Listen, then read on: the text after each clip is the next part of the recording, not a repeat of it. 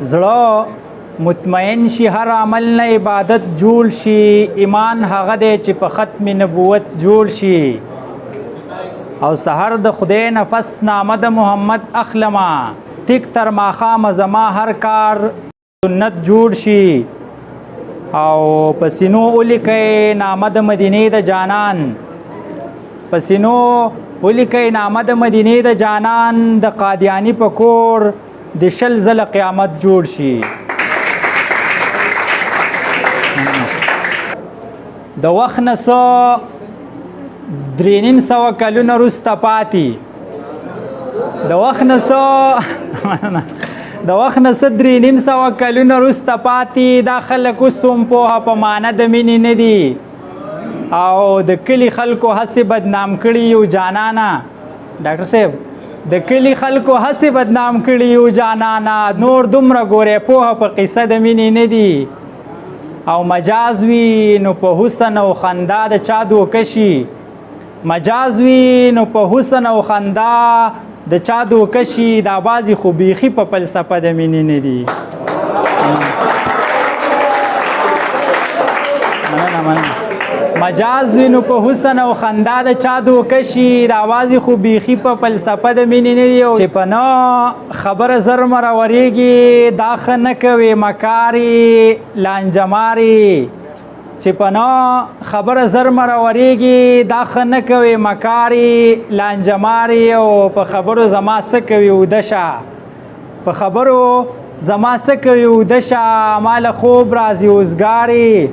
لانجماري او په دې سترګو د رانجو تاوان مننه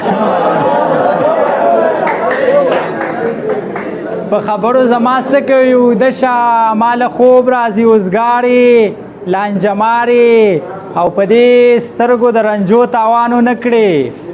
په دې سترګو د رنجو تاوانو نه کړې زما خوښې وي خماري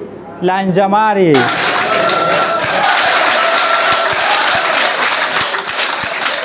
څو شعرونه نور ډاکټر صاحب چې زمونږ د لفظونو نه معنی غلطي اخلي زمونږ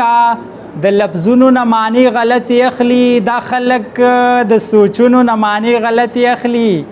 او چې چا هم مینه کړې وي هغه دې ورته غوږ شي چې چا هم مینه کړې وي هغه دې ورته غوږ شي نور خلک د شعرونو نه معنی غلطي اخلي مننه شیخ خالد صاحب زموږ پروګرامونو نه راځي خو دا شعر دې ورته ډالۍ وي چې چا هم مینه کړې وي هغه دې ورته غوږ شي نور خلک د شعرونو نه معنی غلطي اخلي او چې زه پکې ساده باده الفاظ راټولوم نو چې زه پکې ساده باده الفاظ راټولوم نو زما د غزلونو نه معنی غلطي اخلي غزل چې څه خالونه سړی وجني څه